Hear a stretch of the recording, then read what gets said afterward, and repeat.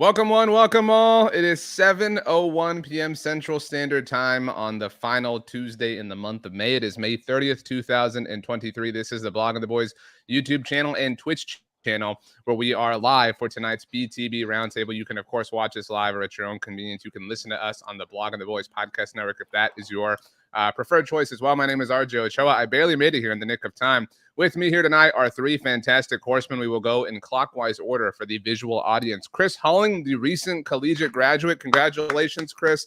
I hope you've had a wonderful couple of weeks, well earned. How are you doing? Do you feel smarter now that you have the piece of paper? I feel much smarter. I feel like that knowledge that I acquired through my education will help me get this win tonight on the roundtable.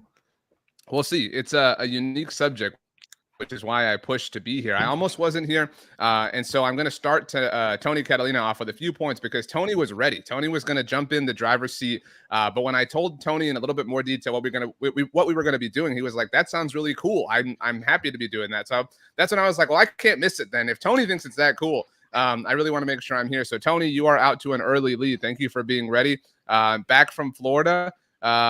What was the best thing you ate while there? You talked a lot about this on the first few minutes of First and 10 with 8. Yeah, I mean, there was some tres leches cake. I know I butchered that, but there was some cake at a restaurant we went to that was inspired my wife to come home and recreate it. So it was that good. It was a really good cake.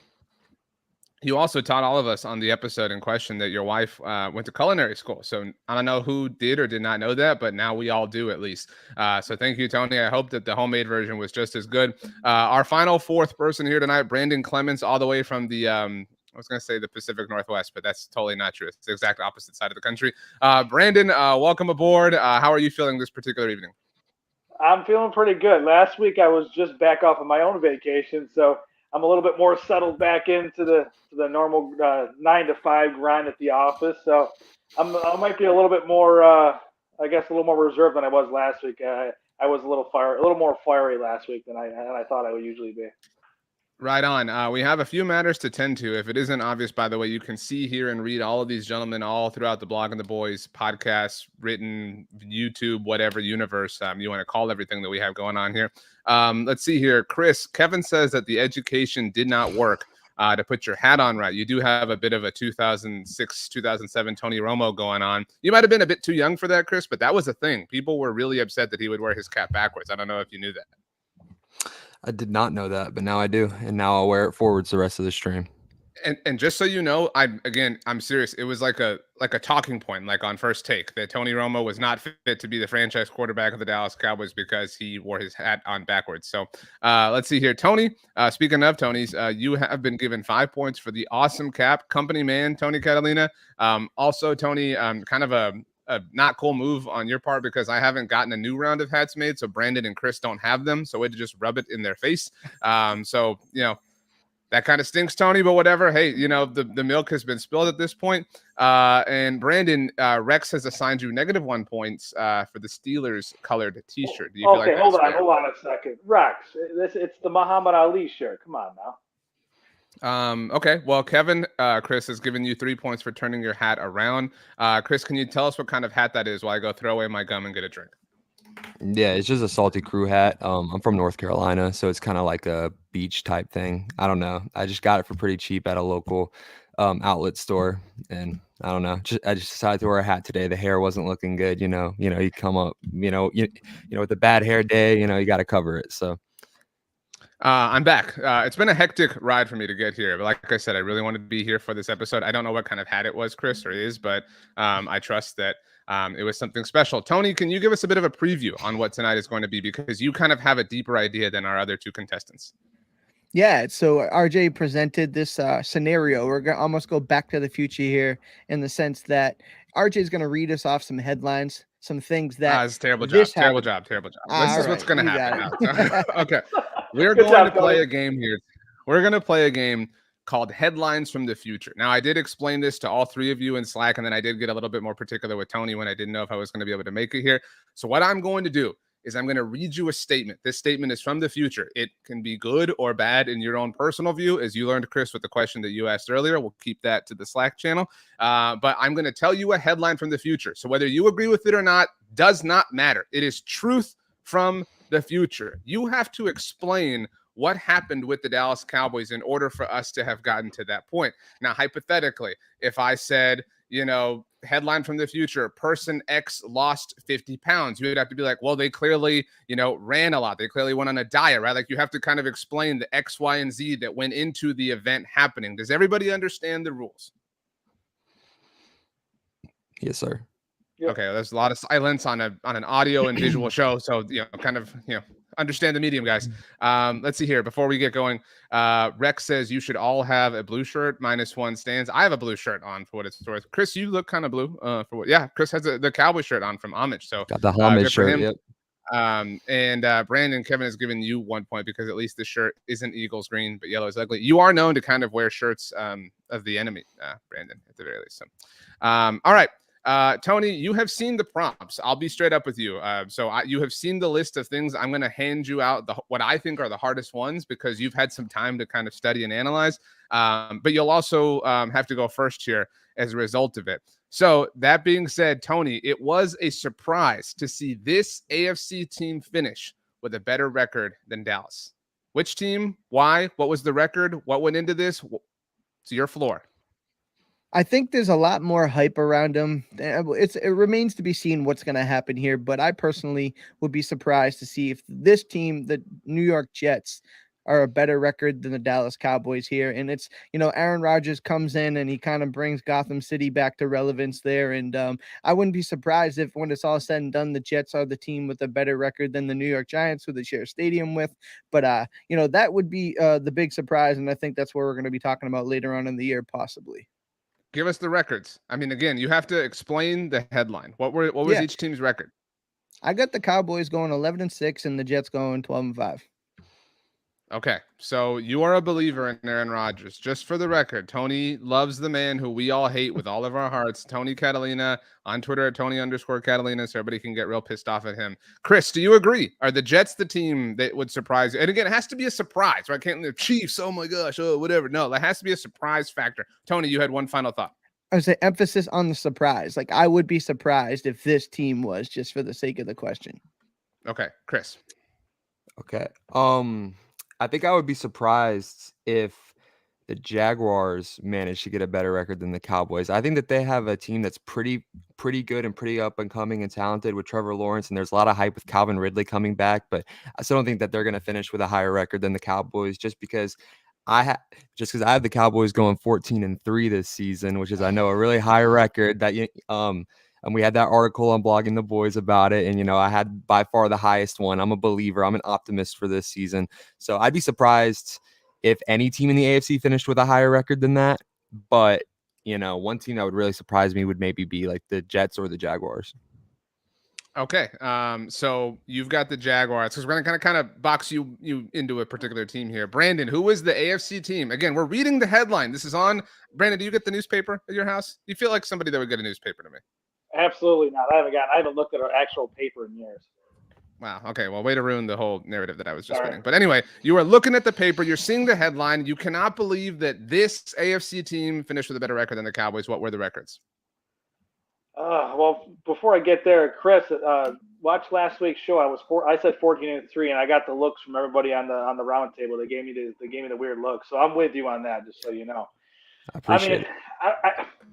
The Steelers. I'm just going to stick with it because I got called out for wearing Steelers colors. I might as well just roll with the Pittsburgh Steelers today. And you know what? It comes down to it's more of a surprise than maybe Kenny Pickett picking up some steam as a really NFL starter caliber quarterback. So for me, I mean, you can't bet against Mike Tomlin. He's been in the league a very long time. He's one of the longest tenure coaches, I think, behind Belichick these days. So, I mean, they've had a little bit of a rough patch the last few years, and it's not the most Mike Tomlin-esque type teams, but I feel like the draft, they did really well. Of course, they brought in a guy that I really liked, Tony and I, obviously Tony brought it up before with Joey Porter Jr. That was my guy all draft season. I was disappointed that he had to go to the Steelers, but that's what the Pittsburgh Steelers do. They know how to draft well. They build good players, and their defense is pretty solid. They think they still have that T.J. Watt kid, so I think they'll be okay in that aspect. To me, I think that's the team to watch out for. I think they're going to be a sleeper team. And I know I started off with 14-3, so I don't think the Steelers are You're really gonna walk it back 1 week later, literally just one week later. No, I don't think the Steelers are going to go above 14-3 is what I'm saying. Because if I had to put a record out, I can't say 15-2. That's crazy. I don't see the Steelers doing that. But if the Cowboys have some injury issues and they slide back a little bit further down on the win and loss scale, I could see them. I could see the Steelers, maybe getting 12 wins and maybe the Cowboys sliding down more to 11. So I guess that's where I stand on it. Rex Morgan says Pittsburgh, Pickett to Pickens, go 10-7. Dallas stumbles to 8-9. I think we all believe a little bit more in the Cowboys than 8-9. That, barring any sort of disaster, obviously feels like a really, really, really low floor for them. Kevin disagrees with you, Chris. Says I don't know. I think the Jags are for real. You had some confidence, but Kevin's saying he has a lot of confidence in the Jaguars. Let's see here. Kevin also says I don't know whether to give Chris points for thinking we will win 14 games or take away points for thinking that. Bold but insane. And that's what this ultimately comes down to. Really, how many games do you think the Cowboys will win? Like if we set the over-under at 11.5, right? Do they win 12 games again for the third year in a row, or do they finish below that? What AFC team is going to be that good? The Jets was kind of a lame pick, Tony. Sorry. That one stunk. You didn't get any points from me. The Jaguars, I'm not ready to believe in either, so I'm kind of with you, Chris. I would be a little bit surprised. I think Pittsburgh is a team hiding in plain sight, Brandon. My team, my selection, none of you asked about, very rude on your behalf. The Miami Dolphins. I don't believe. I like what they have on paper, but I kind of, I need to see it. I really do. I can't buy all of it. So Miami is the team for me. Nobody got it, so nobody gets the golden ticket and gets to go to Willy Wonka's chocolate factory. So bummer for all of you. Tony, who do you want to go next? Yeah, give it to Brandon. He had his finger up. Brandon, headline from the future. So again, you cannot disagree with this. This is true. This is fact. You have to explain what happened. The leader in receiving touchdowns on the Dallas Cowboys was not CeeDee Lamb. The leader in receiving touchdowns on the team through the 2023 season, the season that has yet to come, was not CeeDee Lamb. Would you like to know how many touchdowns every player caught last year? Yeah, let's do it. Okay, so receiving touchdowns last year, CeeDee Lamb did lead the team with 9. Dalton Schultz, now a member of the Houston Texans, had 5. Michael Gallup, who only played in 14 games, had 4. Tony Pollard, Noah Brown, also in Houston, each had 3. Both Peyton Hendershot and Jake Ferguson had 2. So again, the headline from the future, you can't be like, well, I think CeeDee's going to lead this. No, all right? He did not in this reality. So what happened that led to this event? I would say I see a Michael Gallup resurgence post ACL injury. 1 year removed from the ACL injury. That's what they say. That year 2 in the after the surgery is when they take the leaps and Gallup's back to form. And I think that is the guy to watch out for. I think Gallup is going to surprise a lot of people this year, and a lot of people I still feel like are dogging him a little bit, and that's just kind of my issue with it. But in all reports that I've seen, it seems like Michael Gallup is trending in the right direction. I mean, Dak seems pretty happy about it. It seems like everybody I've seen is pretty optimistic about a Michael Gallup resurgence. So that's why CeeDee Lamb is not going to get it. And let's be honest, Brandon Cooks is going to steal a few of those as well. So I think it's a combination of a deeper receiver core, and don't be surprised by the tight ends. I think the tight ends, there's enough depth there where I think they can, I think they're going to steal some touchdowns. So I don't think CeeDee's going to have a good year. I feel like he will, but I do think the touchdowns are going to be spread out. I think Dak's going to have a monster season. I think he's going to have over 40 touchdowns this year passing. And I think it's going to be spread. The wealth's going to be spread amongst all the other players and the offense. And I think that's why CeeDee Lamb is not going to be the touchdown leader. Chris, before I get to you, I would like to ask you to guess who led the team in receiving touchdowns, not last year, but the year before. So 2021, Amari Cooper's last season with the team. Was it Dalton Schultz? It was Dalton Schultz with 8, although he tied with Amari Cooper, to be fair, but he's listed first for alphabetical reasons. But I actually don't know why he's listed first because that's not alphabetical. So whatever. But it was a tie between Amari and Dalton Schultz. Now, Michael Gallup in 2021 only played in 9 games, but only had 2 touchdowns. So I think your point is very valid, Brandon, but not exactly like a red zone monster, Michael Gallup, at least in recent memory, but that could obviously change. But Chris, why did CeeDee Lamb not lead the team in receiving touchdowns in 2023? I was originally going to go Michael Gallup as well, but I'm going to change it to be different. And you kind of changed my opinion a little bit too, bringing up the recent stats, about, really showing that even though I feel like everyone kind of considers Michael Gallup that like big, like over the top catcher, like the guy who brings down the contested catches and really makes those in traffic catches and should be a red zone threat. But the stats haven't really backed that up recently. I'm going to go with Jake Ferguson. Actually leads the team in receiving touchdowns. I think that the Schoonmaker pick is again going to be viewed as a pick that didn't age very well for the Cowboys. And Jake Ferguson, he just got invited to the tight end university camp, by Travis Kelce and all the other tight ends and everything. So I don't know. I believe in Jake Ferguson. I still wouldn't have gone with a Schoonmaker with that second round pick. And I think Jake Ferguson is going to have a lot to prove. So CeeDee Lamb will not lead the team in receiving touchdowns because Ferguson is going to end up being a big go-to target in the red zone for the Cowboys in 2023. Now, to be clear, and I think this is understood, CeeDee can have an amazing season without leading the team in receiving touchdowns. This is a really, that's what I think makes the game fun, is this is a niche thing. And sometimes, like, what was that? Like Julio Jones went like 14 games in a row, like without catching a touchdown. I mean, you just get tackled at the 1 yard line. Like weird crap happens. Like it's football. And so Jake Ferguson could be 2011 LeRon Robinson, Tony Catalina, right? Like just this red zone monster, the guy that Dak Prescott looks to there. Is Jake Ferguson your answer as to mitigating this idea? Is it Michael Gallup? Like, why in your mind did CeeDee Lamb not lead the team in receiving touchdowns in 2023 like he did in 2022? I want to give Chris a lot of credit because, the low hanging fruit is Brandon Cooks, and I'm going to take it. But I really was thinking about Jake Ferguson at the beginning because I think what you're saying makes a lot of sense. I'm a little higher on Luke Schoonmaker than probably you are, but this is how much respect I have for Jake Ferguson. I really do think it's his tight end room now. So for me, I do expect Jake Ferguson to be a big part of this team, and we know how Dak Prescott loves his tight end. So I think that is a natural progression that we could see from him. But what I think, and the reason why I think CeeDee Lamb isn't the leader in touchdown receptions this year, would be because of Brandon Cooks. It's the first, field stretcher. I know we had T.Y. Hilton for a little bit there, but Brandon Cooks, younger, a little bit more explosive, a lot more juice in his legs, that veteran savvy in the middle of the field. He can move around, be a chess piece. I think that Dak Prescott's going to really fall in love with what Brandon Cooks can bring to this offense. We've already heard the professionalism that, the mothership has been talking about with Stephon Gilmore and Brandon Cooks being there. I think the clicking, that work ethic, everything that's there, I think Brandon Cooks is exactly what this offense needs. Takes a little less pressure off of CeeDee Lamb. And you know what? At the end of the day, CeeDee Lamb may, have 300 or 400 more yards receiving than Brandon Cooks, but I bet you Brandon Cooks the guy who gets the money shot every time. Does anybody know the most receiving touchdowns that Brandon Cooks had as a member of the Houston Texans? What would you guess it was? 8, maybe. I'd say 7. I bet you it's low because, look who he played with, but 4. Tony, I guess, was the closest, and Tony did not go over. So Price is Right rules. Welcome to the showcase, Tony Catalina. It is 6, which he did twice in each of his first 2 seasons. Before I get to my point, Chris, you have a point that you expressed privately, but you can, by all means, bring this up here if you'd like.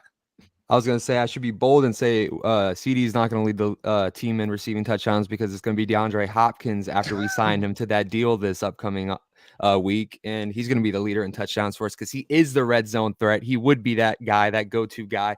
All the route attention is on CD. He's stretching the field. Brandon Cooks, you got all these weapons. Oh, reliable D-Hop, one of the best receivers of the past decade. I'm just saying, I'm thinking optimistically here. I love that. I was gonna offer that as a joke if nobody did, so I'm glad that you threw it in because it is kind of a jokey thing, right? Because it's not a real thing at this point in time. I don't know that I've ever said this on any roundtable, and I don't know how many I've done. It might be at least in the hundreds at this point in time. I think all of you are right, and that's the answer here. Is because Michael Gallup's gonna eat. Jake Ferguson's going to eat. Luke Schoonmaker is going to eat. And I'm not saying everybody's going to get portions the size of a Thanksgiving Day plate, but everybody's going to eat to a certain degree. So maybe CD has regression of sorts and quote unquote only catches 7 touchdowns. And you could just see somebody else edging him out just barely. Somebody has a 2018 Blake Jarwin game and has a hat trick of sorts. It could just be one of those weird finicky things, but there are a lot of options in the fold, including Brandon Cooks. I don't know if that was your point, Tony, that Brandon is going to lead the team in receiving touchdowns. That I think is impossible. If there were odds on this, I think CD would be the favorite, but Brandon Cooks would be very low on my list. Who is second? Because we all agree CD is the most likely. Who is the second most likely person to do it? We'll go in reverse order. Tony. I would say it's Jake Ferguson then. Because we know how he, like I said, and I mentioned it, allude to it. Dak Prescott has that rapport with tight ends. It's been Right. Dalton Schultz. We've seen Blake Jarwin at times. Jake Ferguson can naturally step into the middle of that field and be the guy who takes those touchdowns away from the other guys. I think on the Dalton Schultz point, which is the Jake Ferguson point, Dalton Schultz had played 1 or 2 full seasons, I guess, with Dak Prescott. The first one was that 2021 season when he tied for the lead in receiving touchdowns when he had 8. So like, if you just consider it to be a nameless position, if it's just a tight end, then yeah, by all means, just whoever is playing that position is the benefit of Dak Prescott's relationship with it. Chris Halling, who is the second most likely person to lead the team in receiving touchdowns? I would say maybe I'm wrong, and maybe Schoonmaker is that guy, and the Cowboys really did believe in him by taking him that early. So, maybe I'm wrong. It still stays in the tight end room because I know Dak loves his tight ends. Like let's say I'm wrong. I was very wrong about the Tyler Smith pick. I think a lot of us were.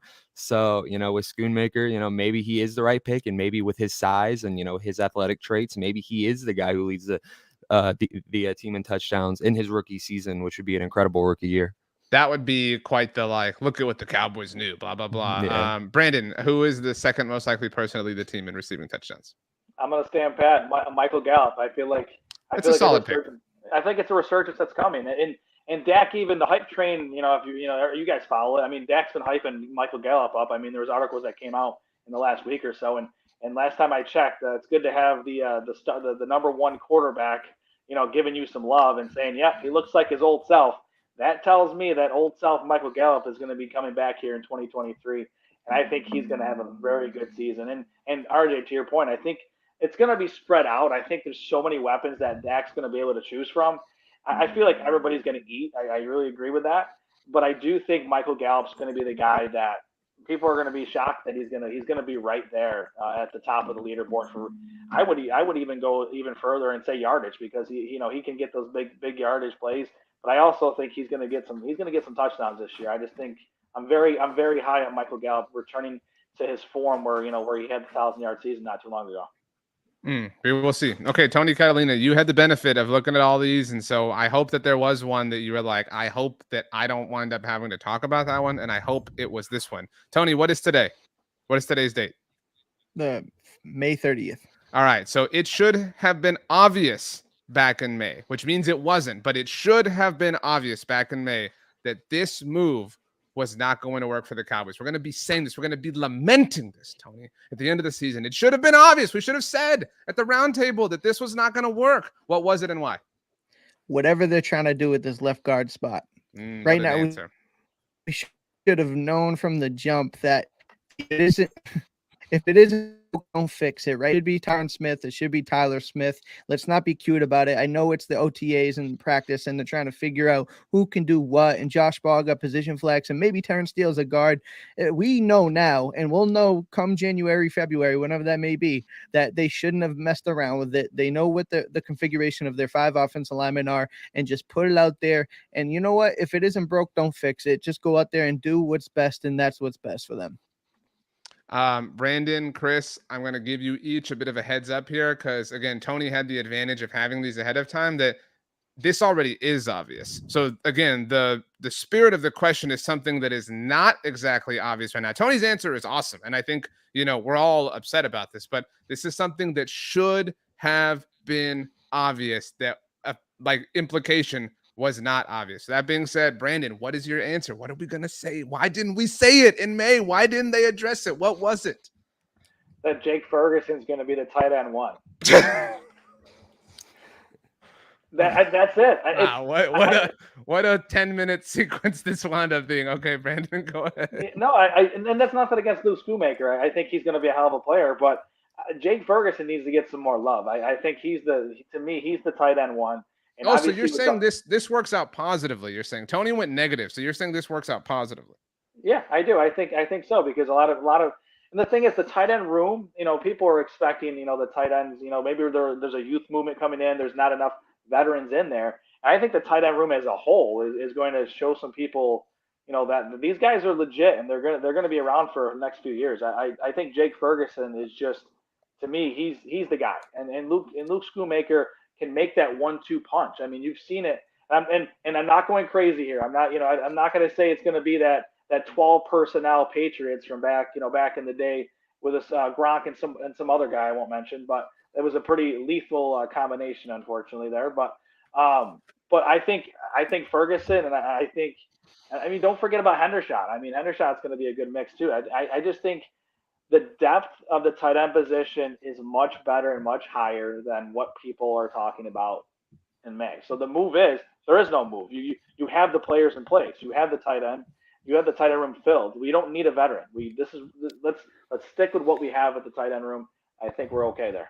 I would amend your point then, because I thought you were saying that it should have been obvious that this wasn't going to work out. I think that your point, and you've said this before, but like your point is probably that spending a second round pick at the position was maybe not the best thing, that they could have done something better because they had Jake Ferguson in tow. Yes, yes. And the guy that I kept talking about, it was Payne Durham. That was the guy that I was high on. Everybody knows that from the whole draft season. I was hoping to get a guy in the 5th round. I like Schoonmaker. I think he's got enough talent there, but I felt like they could have waited a little bit longer at the position. So, yes, I like the player. I just didn't like the slot and where they got him. Okay, Chris Halling, what is the thing that should have been obvious to us back in May? We're now at the end of the season. It's cold outside. All right. RJ, what position on the football field is responsible for the most points for a team during the season? I feel like you stole this line of logic from me, but I know the answer, and so I'm glad you asked me the question. It's the kicker. Kicker's the position that scores the most points. It's about to be June, and we still don't have our kicker on our roster right now. And I think that that's an obvious one. Like, what are we doing? Here's the thing. I still think that we shouldn't have let go of Brett Maher. I understand he had a horrible playoffs, but he was one of the more consistent players on the team for us all throughout last season. And here's my thing. If you were going to let go of Brett Maher, there should have been a for sure, like, let's get this guy right now, surefire decision that we were replacing him with. It's May, and there's a lot of capable vets still on the market. And for some reason, we're just kind of twiddling our thumbs right now, just sitting around like, oh, maybe we can get this guy later. Maybe we can get that guy. How long is it going to be until Robbie Gould gets snatched up from another contender? The Cowboys are just waiting their time right now, and they're not really putting an emphasis on the position. And outside of the quarterback, the kicker position is like one of those more important positions that can literally win or lose you games. Like, it can come down to one kick, one extra point, or just one bad kickoff where it goes out of bounds. Like, it could all fall apart just because of your kicker. It almost did for the Cowboys in the playoffs. And he certainly didn't help us in the 49ers game either. So I think it should have been obvious that we should have paid a lot more attention and been a lot more a lot more prioritizing of that position, because we're sitting here in June and we're one of the only teams in the league who doesn't have a kicker, a solid for sure kicker going into the season. I think that's really well said. Tony, do you know how many games in the regular season the Cowboys played that were decided by one possession or less? So 8 points or less in the regular season, because the playoff loss to San Francisco was also by that margin. They lost 12-19. I say 9, but it feels high, but I'll stick with it. It is high. It's 7. What do you think their record was in those games? So one possession games last year. 4-3. 5-2. They beat the Cincinnati Bengals 20-17, literally on a last-second game-winning field goal by Brett Maher. That was the first one. And then they beat the Giants on Monday Night Football when Brett Maher actually had a miss at the end of the first half, 23-16. So not quite as tight of a situation. They lost to the Packers in overtime on a field goal, obviously.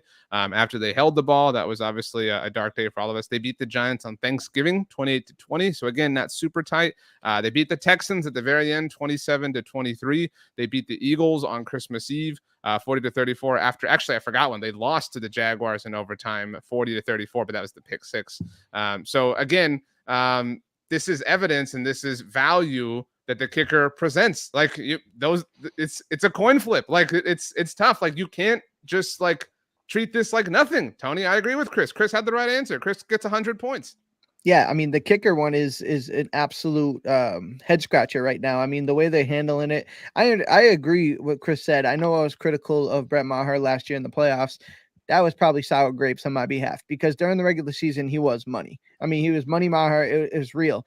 You get in those high pressure situations and you'd hope to see a better showing, but that doesn't discredit the body of work you had in the regular season. But, that page is turned, so they say.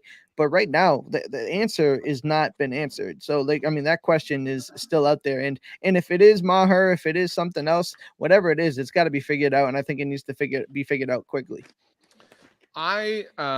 Chris, you took some heat in the comment section. I was trying to give my dog a treat and get him away from something for saying the Cowboys shouldn't have let go of Brett Maher. I think multiple things are true here. It's true that Brett Maher was a wonderful player in the regular season for the Cowboys and a surprise, but it's also true, Brandon, that like given the way it ended, they had to move on. Like it was just the fact that it was the playoffs. Like, I mean, fair, unfair, right, wrong, indifferent, whatever. Like it just had to happen. Like we can accept that. Like it's unfortunate the way it went. But that being said, you have to have a kicker, Brandon. You have to, and they don't. Like, and here's the thing, Brandon. This is my little diatribe. We're running on now a few years where the Cowboys have not exactly treated this seriously. All right, Dan Bailey was cut in 2018.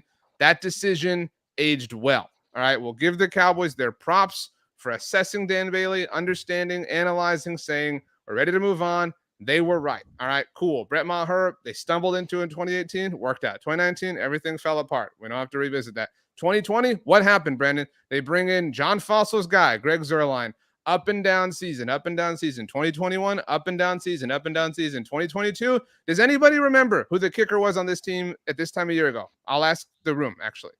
Jonathan Garibay. It was Jonathan Garibay. Sorry, this dog is all over the place tonight. I think it's Robbie Gould is the choice. I think to me it's the easy choice. And no offense, guys, with Brett Maher, yes, he did great in the regular season. That's great. But guess what? He had the yips in the postseason. And last time I checked, you have to do well in the postseason to get to the Super Bowl. So to me, thank you, Brett Maher, for a great regular season. But postseason, you choked. Sorry, move on. Robbie Gould is the guy. I think he's a proven veteran. His stats don't lie. And last time I checked, he's made a plethora of good quality kicks in high pressure situations in the playoffs. I mean, Robbie Gould's the choice for me. I don't care if he's getting closer to 40. He still can kick the ball very well. He's a very accurate kicker. I think the Cowboys just need to get it done. Chris, you had one final point to kind of tie this up. I was going to say, I mean, I understand he had a bad postseason, but what if we use that logic for every player on the Cowboys? Like what if we released other players on the Cowboys who just had poor postseasons and just discredited all they did throughout the regular season? There's a lot of players who I don't think would be on the team right now. I'm not going to name names and start a lot of controversy, but we have several players on the team who haven't lived up to their regular season expectations when the playoffs come. It's pretty much the whole Cowboys organization, ever since I've been alive. So, I mean, I understand that, like I understand that kicker situation is a fragile position and you really can't have those screw ups in the playoffs, but there's several players on this team who have kind of struggled in the playoffs and we're still giving them more chances throughout the regular season. I understand it's easier to replace a kicker in terms of like the finances and everything. Like I understand that you're not tied down as much as some of the other players, but I don't know. I think that you shouldn't discredit what he did during the regular season and just say move on because he had 1.5 bad playoff games. I think that's fair. I think that the particulars of the situation were a little bit more unique than like the average player who had a poor postseason showing. But that point is fair. But I mean, we all agree that there are different rules for different positions, et cetera, et cetera. This was a good question. So shout out to me for the entire exercise and for this particular question. So great job, RJ. All right. Thank you, Brandon. Brandon, you're actually up next. So here we go. There was a loss in the month of November that we just could not explain. Kind of like that Jaguars loss last year, right? There was a loss in the month of November, and I have the schedule, so don't worry if everybody's panicking and trying to find it. There was a loss in the month of November that we just could not explain. These are the Cowboys' November games. Again, that we could not explain is the headline from the future. At the Eagles, the Giants, at the Panthers, the Commanders on Thanksgiving Day, and the Seahawks on Thursday Night Football 7 days after Thanksgiving. Brandon.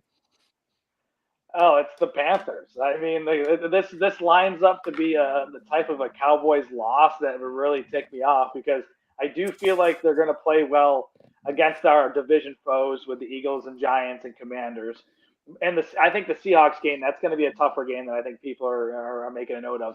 So I'm not really surprised there. I think the Seahawks are going to play well this coming year. But the team that I just don't have faith in to being a good team this year is the Panthers.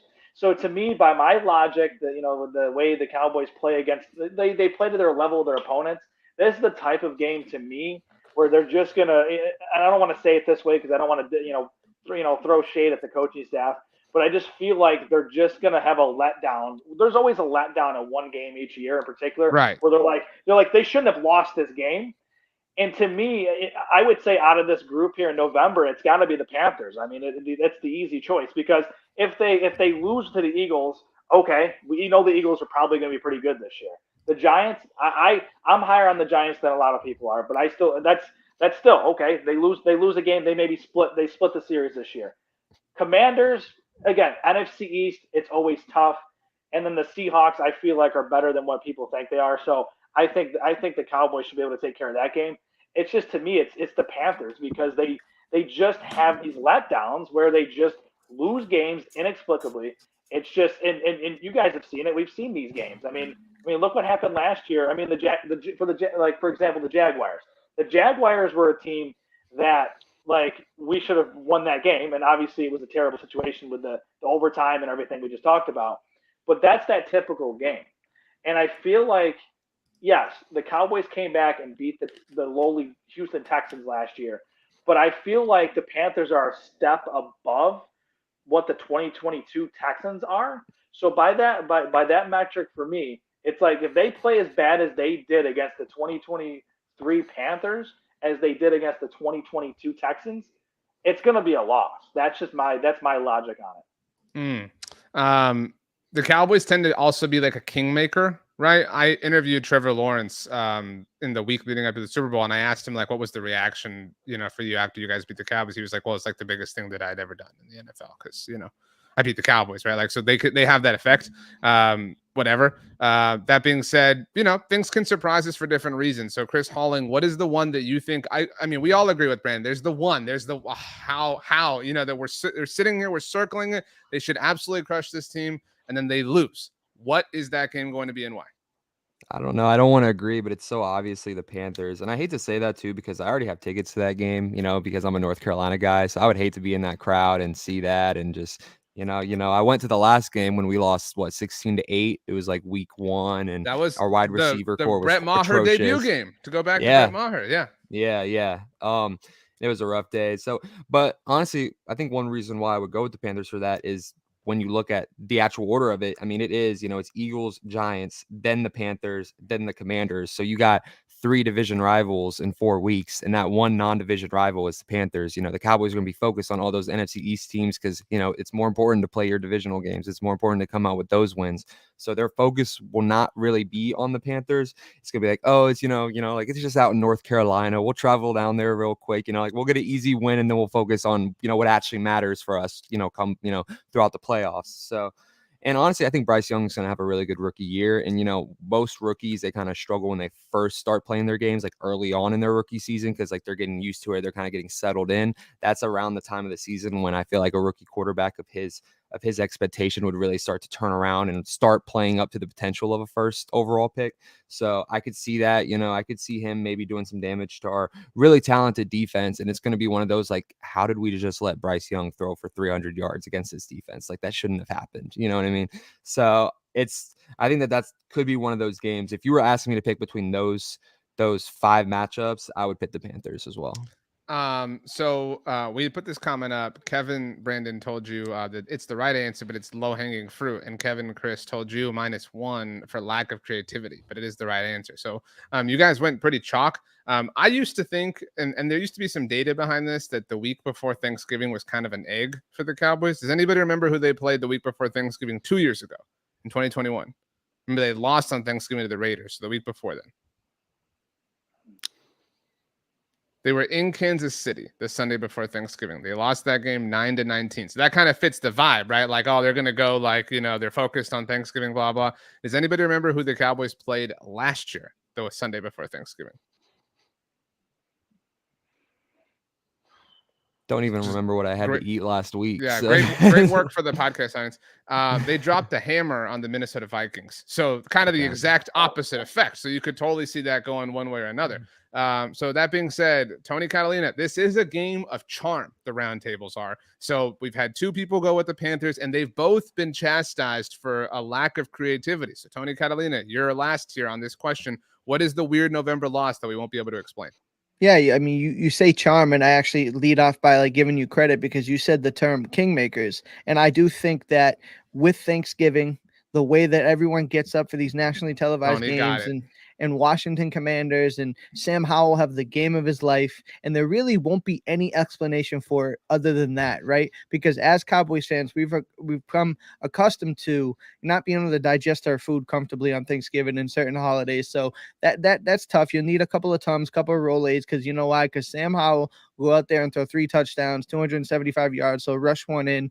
They'll see some group celebration on like the Fox telecast. That'll make me sick to my stomach because there is no analytical, statistical rhyme or reason why the Cowboys should lose the Washington Commanders on Thanksgiving. But that's the one that'll kind of make me upset in November. I'm sure of it. That was really spookily, eerily accurate. Like, especially him having some sort of celebration that we then have to see like on the Sunday countdown shows, like a few days later, when we're all like kind of a few days over. It's like, oh, that stupid celebration that like everyone thinks is the funniest thing of all time. I also think that we are sleeping a teeny tiny bit on the Commanders. This week on the NFC East mixtape, which drops tomorrow on Wednesday, myself and Brandon Gouton, not you, Brandon Clements, we gave reasons why we are bullish on every team in the NFC East. Does anybody remember what Washington's record was after 12 games? I know I've asked you guys a lot of trivia this episode, so yeah, whatever. They were 7-5.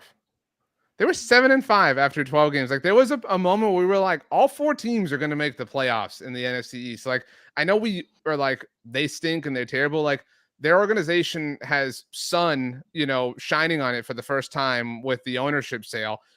Whatever you think about Sam Howell or Jacoby Brissett, they are void of Carson Wentz. Like, that is a good thing. So I'm totally with Tony. I could totally see this. And like, Thanksgiving is a weird slot for the Cowboys against Washington. They beat them in 2016, but other than that, they do kind of tend to struggle with them. They did have the Amari Cooper game in 18 against them as well, but I could totally see this being a loss because I think Chris and Brandon, what you both did was you picked the game that you're comfortable losing. You're like, well, if they lose to the Panthers, it's fine. If they win the other 3 against the division rivals. And so it's just not going to happen that way. One of these is not going to go our way, and we're going to be pretty pissed off about it. Huh, Brandon? I don't think we're losing on Thanksgiving. Wow, Tony, Brandon just called you stupid and ugly. Wow. I'm just used to the pain. That's all. Like you said, even down to the dancing, because it's gonna be some Cam Newton-esque. He finds the camera, God. and it's gonna be on every highlight for the rest of the season. So I got the pit in my stomach. I'm calling a blowout on Thanksgiving for the Cowboys. It's gonna be okay. Okay, Chris Halling, are you ready for your final one? Let's do it. Now, you might want to pull up his like career statistical page when I give you this, because you're going to need that, I think. So it's a little bit of a complicated one for you in that sense. But again, headline from the future, Chris Halling, Dallas Cowboys quarterback Dak Prescott set a career high in one category.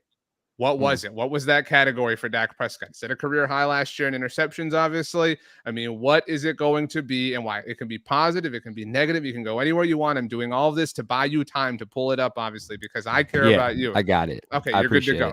What is the career high that Dak Prescott's going to set and why? How did we get to that point? I'm going to go with passing touchdowns. Brandon kind of alluded to it a little bit earlier, but I don't know. I think, people forget Dak had a pretty, I would say lackluster season last year, but people forget that in 2021, Dak threw for 37 touchdowns. He was dealing and he missed a game. He was dealing and he missed a game, and they've added another game on the schedule since then, like now it's 17, not 16. If I'm correct, I don't think that was the case in 2021. Was it? It was. That was literally the first season of 17. Okay. All right.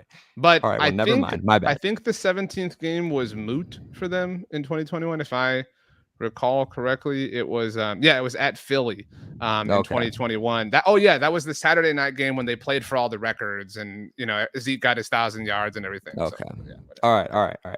Well, still, I think that with Dak being fully healthy and him coming into the season, without any lingering injuries or anything, I see him going above and beyond his 37. I think he hits 40. I think he at least hits 40. I don't know if he'll only have 10 interceptions like he did while throwing 40, touchdowns. So I'm going to go that he has 42 touchdowns, and that's 5 more than his career high. And I think that he's going to be in the MVP conversation.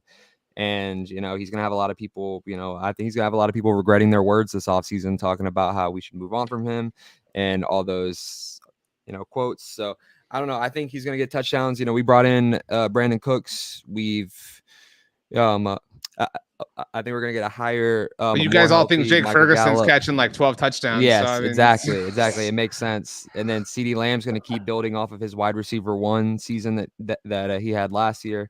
I think Dak, his career high in the category is going to be in passing touchdowns. Tony, do you know what Dak's previous career high was before the 37 in 2021? Was it like 32? It was 30 flat in 2019. So 42 would be this like, kind of real come out of nowhere thing. Now, Chris, you flew a little close to the sun in my mind, because there has to be a reason that you throw for 42 touchdowns, right? Like you have to be competitive. You have to be in these games. Like you can't win your division too closely. You know what I'm saying? Like if the weird stuff goes against you, sometimes you're just unable to do those sorts of things. But do you agree with him? Oh, go ahead, Chris. I'm about to say, I have them going 14-3, so I don't have them having a lot of issues throughout the regular season. Do you have them blowing out the division? Like, do they lock this thing up by Christmas? Because if so, they might put him on ice. Yeah, so I have us. So our 3 games that I have us losing is the first matchup against the Eagles, and then they lose to the Bills it's in December in Buffalo, and then I think we're gonna lose the last game of the season to Washington just because we're resting our players at that point, because we would be 14-2. So in that regard, I still think that Dak is going to have that kind of a season. And I don't know. I just think that with all those offensive weapons back, Michael Gallup is going to be a lot healthier. Brandon Cooks is coming in. I think that we are going, that may be an ambitious number, but I also have us winning 14 games, and a lot of people would call that ambitious as well. So I'm going to stick to my optimistic guns here. We have a great defense, and guess what? I think that Dak is going to excel even more now that Kellen Moore is gone. And, maybe that's a little bit of a hot take, but with Mike McCarthy calling the plays, it looks like he wants to have a more simple and a more Dak-friendly offense and not really do too many complex plays and do a lot of different things. So I think Dak's going to be more comfortable. I think Dak's going to have a lot of weapons, and I think that we're going to have a really high winning season this year. So I think that all sets up to Dak having a great statistical touchdown season. Shout out to Swanee Boy watching us on Twitch. Says that touchdown count would be ambitious, but definitely possible. It means we pull away from the run first offense and start to air raid. I would be ecstatic, to your point, Chris. Tony, your thoughts on this possibility, whether or not that's what you would have chosen for Dak? How do you feel? I wouldn't have chosen that. I think it's very realistic, and I'm actually going to go one step higher, and it'll kind of put us, me, Chris, and Brandon all in lockstep here. And I'm going to preface this by saying wins are not a QB stat. But I say that Dak Prescott hits his ceiling for the most wins he's ever had in a career with 14. The season, they go 14-3. Now, I think this is a very pivotal year. I said this last year. There's been a lot of negative talk about Dak Prescott. If you read a Blog on the Boys article with any positivity about Dak Prescott, it's probably going to met with some resistance there. But I say to say this is the year that Dak Prescott kind of, whatever he does to kind of calm the storm around his name. I think last year people have given him a bad rep. It's drawing into this offseason with the Eagles playing well and them being a competitor. It's kind of just thrown, some oil or gas on the fire here. But I truly believe that Dak Prescott is going to come into 2023, kind of like what Brandon alluded to, with Mike McCarthy at the helm, who is truly trying to build this offense around Dak Prescott and make sure that Dak is doing the best he possibly can this year with the weapons they have. CeeDee Lamb coming into his own, Brandon Cooks in the fold, trying to add Luke Schoonmaker, Jake Ferguson stepping up. And I think if they figure out the offensive line and have the right configuration that we all understand, this could be a very, very successful season for the Dallas Cowboys, and extension that is also for Dak Prescott. So I'm very comfortable saying that Dak will exceed his win total in 2023. Kevin says 14 wins. I don't know what the guys are on, but they need to share. You guys are pretty bullish yourselves on the Cowboys. Brandon, what would you have done? I'm very bullish on the completion percentage stats. That's where I was going to go, Brandon. So well done. Yeah, I mean, let's be honest. People give Dak a lot of flack. I mean, they have. I mean, it's not only just Cowboys fans, but it's even like the pundits from the media, and they don't give Dak enough flowers. And looking at the career stats, he is 8th all time in completion percentage with 66.6%, which is an evil number, obviously, but he's 8th all time. That's pretty darn good if you look at the list of quarterbacks that have come through the doors of the NFL.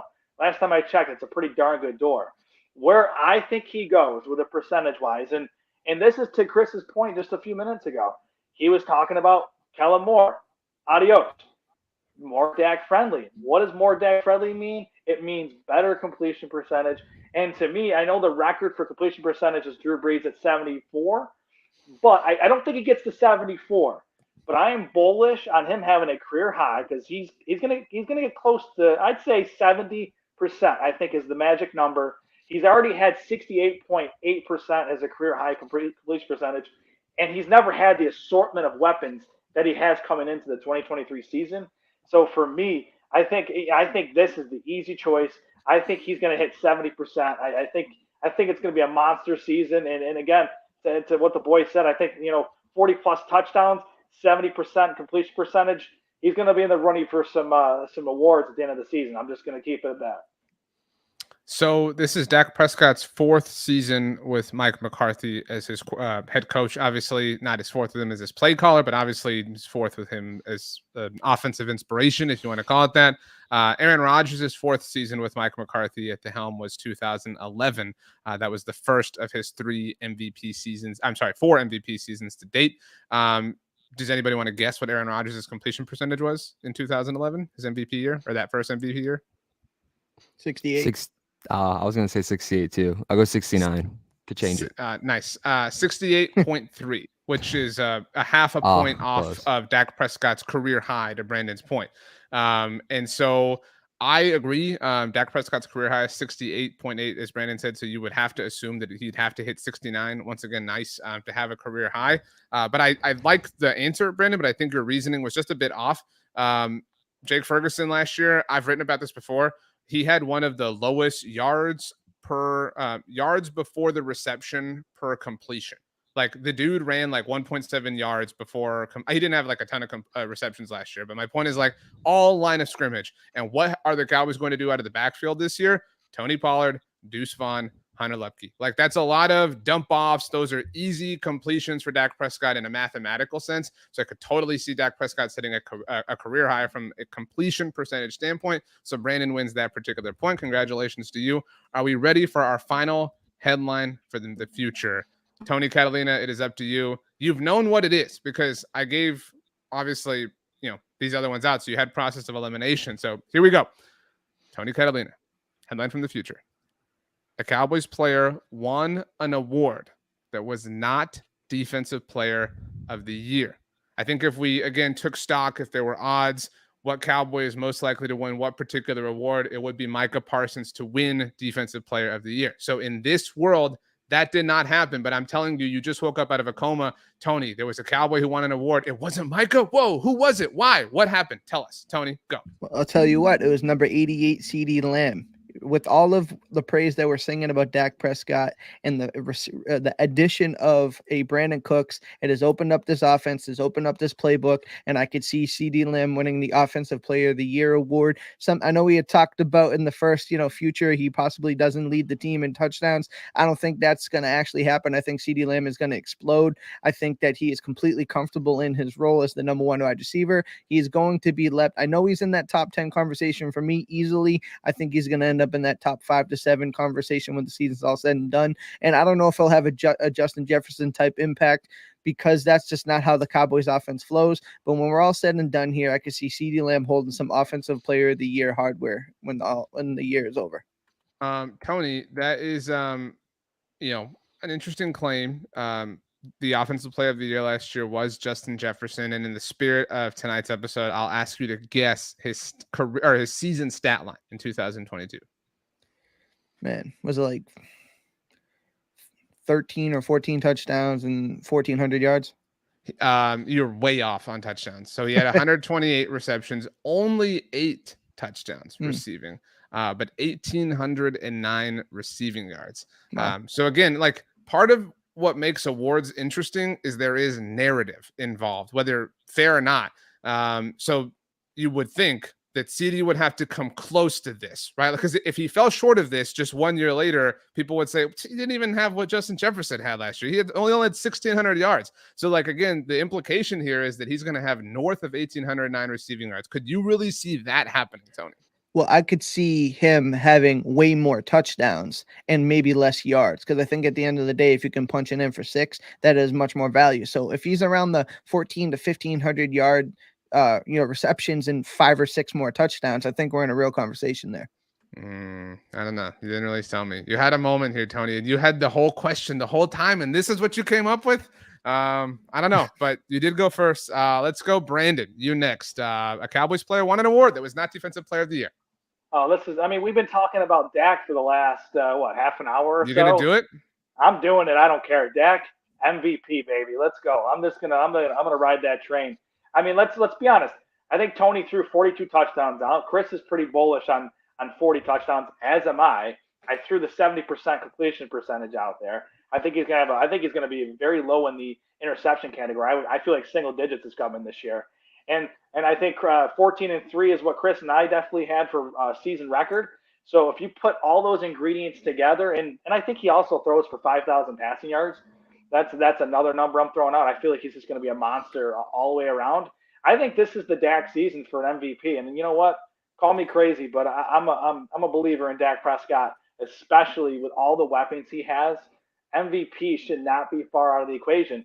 And the stats don't lie. We've already talked about the projected stats we think he's going to get. So if those stats all line up, it's kind of, he's got to be up on the list for MVP, doesn't he? I will say this. My biggest reason for supporting your argument, Brandon, is actually nothing of what you actually said. And it's because there is narrative involved with awards. So like Patrick Mahomes has 2 MVPs. Like you've got to do something Herculean to win a third, and you have to improve upon yourself. The odds of that happening from a statistical standpoint are unlikely. People would say Jalen Hurts. The odds of him having a higher statistical season in 2023 than he just did are extremely low. Joe Burrow is another candidate for MVP. How are you going to outdo Josh Allen? Like all these players have already kind of come close and picked up lots of MVP votes. So how can they outdo the performances that netted them those? Dak is the one that is kind of due, that is kind of up, that is kind of the newest one that they're ready to throw some MVP votes at. Tony Catalina, now you want to jump on the bandwagon. You realize how silly your answer was. No, I want to say, I think that Dak Prescott has a tremendous amount of like negative energy around him for something like this to happen. I think it's the star in his helmet is a deter when it comes to this, right? Josh Allen, a big star in the league. Pat Mahomes, a big star in the league. People love Lamar Jackson. And it's like, once you wear that star, we saw Romo deal with it. We saw other quarterbacks in the star deal with it. Like, in order for Dak Prescott to actually be MVP, it has to be so much like beyond, like he has to come out here and be like astronomical. And I know that's not fair to him. And that's kind of the conversation that it engulfs the Dak Prescott conversation, but he'd have to be above and beyond everybody else, even in a normal situation. So for what it's worth, Tony Romo did get an MVP vote in 2014. And if we just want to compare things, now that was 9 years ago. It's a radically different NFL. The Cowboys went 12-3. He missed a game. He had a 69.9% completion percentage. That was his career high. 3,700 passing yards, 34 touchdowns, only 9 interceptions, which was kind of the super uncharacteristic thing at the time. It was a stupendous season for him, and he only lost out because of the presence of Aaron Rodgers, Tony, and we all lost out because of that. Chris Halling, you've listened to everything that Brandon said. You've listened to everything that Tony said. You were looking at your phone. I could see your brain kind of working like, what am I going to pick? So lay it on us. A Cowboys player won an award that was not Defensive Player of the Year. Since the year 2000, 13 linebackers have won Defensive Rookie of the Year award. Well, it's going to be 14 because DeMarvion Overshown is going to win Defensive Rookie of the Year for the Cowboys in 2023.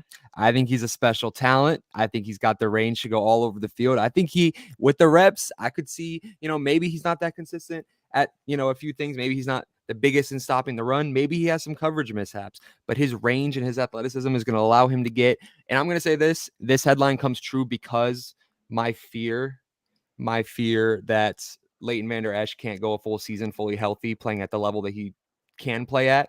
That's my fear. That's why I wanted us to maybe try and get a Bobby Wagner just for some insurance. I know he went back to Seattle, but let's say Leighton Vander Esch gets hurt. They got to turn to DeMarvion Overshown.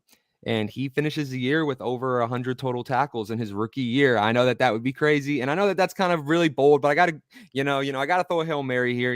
CeeDee Lamb got picked, Dak Prescott got picked. I'm going with the Hail Mary here. I'm going to DeMarvion Overshown, just stuns the league and wins Defensive Rookie of the Year. The last linebacker who won Defensive Rookie of the Year was Micah Parsons. You can, was he really a linebacker? Was he more on the edge? Those kind of questions. But, technically by position, DeMarvion Overshown surprises us, and he wins Defensive Rookie of the Year. And the reason Leighton Vander Esch did not win it as a linebacker was because Darius Leonard won it as a linebacker in 2018. So I applaud the ingenuity and the creativity, Chris. It's it's a tall order. I actually think that's more unlikely than Tony's, and I think Tony's is really far-fetched because again, there's a level of practicality that you have to inject. I think Brandon has the most likely one, and again, it's obviously a very difficult thing to fathom. Those are all of our headlines, and we're about to crown a winner. But before we do, this is your last chance to make any kind of plea. By the way, I almost was going to suggest what Kevin did. The Mike McCarthy wins Coach of the Year, but I did specify it that it would have to be a Cowboys player, so that felt like cheating. So I didn't want to do that. But anybody want to say anything else? Speak now or forever hold your peace, because we're about to hand this thing out.